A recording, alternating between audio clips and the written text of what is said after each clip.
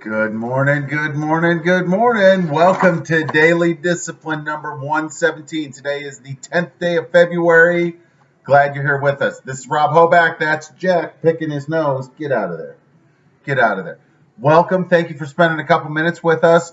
I went back to Daily Discipline. Why? Because I'm listening to my marketplace, taking a little bit of my own advice. Got a super user who's really triggered by my daily bread. So we're going to ditch that. We're just going to talk about daily discipline, right? Doesn't really matter. So thanks for the feedback. Let's go. So I didn't have to look far for some inspiration about 117, right?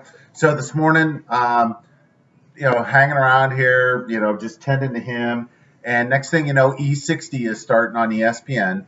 And for those of you who don't know about my love of E60, about 2 years ago, there used to be a show on at 9 a.m. every Saturday morning, and it was called, started at 8 a.m., 9 a.m. Eastern. It's called E60, and they run it. It's the ESPN equivalent of 60 Minutes, but it's obviously on ESPN. It's about sports, right, Bubba? You gonna talk? No, you just gonna stay here? Anyway, so this morning I'm like, well, let's see what's going on because they take a break during football season and they have football shows on. Anyway, so, and I made a video the first time that came back on, or the first time they put ESPN in that time slot, because it replaced a legendary show called The Sports Reporters that had been on ESPN for like ever. So it's a pretty big deal, right? Anyway, the lead story was about, it was a year ago this week, that 17 people died at Marjorie Stone Douglas High School down in Parkland, Florida.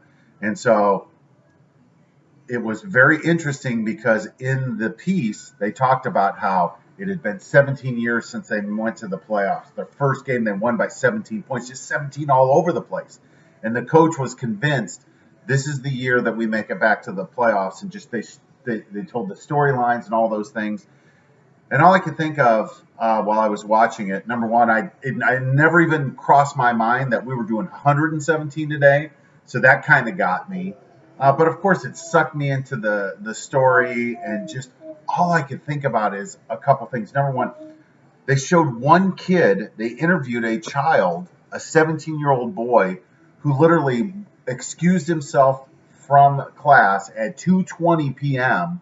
to go to the restroom, and they have a video of him leaving and walking by the gunman, and he looks up from his phone, sees the kid all dressed in black with a rifle, and he says, I don't know, I didn't know what was going on. I thought it was odd, but the kid said, you better get out of here, it's going to get messy.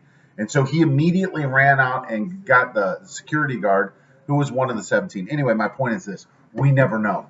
We think we know. We never know. That could have gone either way for that kid. Those 17 people that lost their lives, they didn't have any idea. They thought they had plenty of time. So we never, ever know, right? We never know how much longer we have here. The other part of this is be the light. Sounds simple, but be the light in darkness, right? All of us are going to walk into circumstances. We'll be talking to people that are in a dark place. It's our job to be the light to them. Prevent this stuff from happening. Do the best that we can and love on the people that are around us. Obviously, this gets me emotional.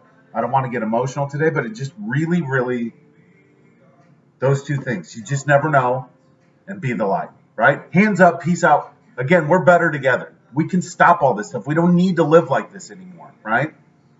Love on each other, be the light, embrace this day. Hopefully it's not our last one. Hopefully we got plenty more, but let's live like it's our last, right? Love you guys. Thanks for joining. Jack, say bye-bye. We'll be back tomorrow, won't we, Bubba? Yes, sir. Say daily discipline. What? See you guys tomorrow. Love you. Bye.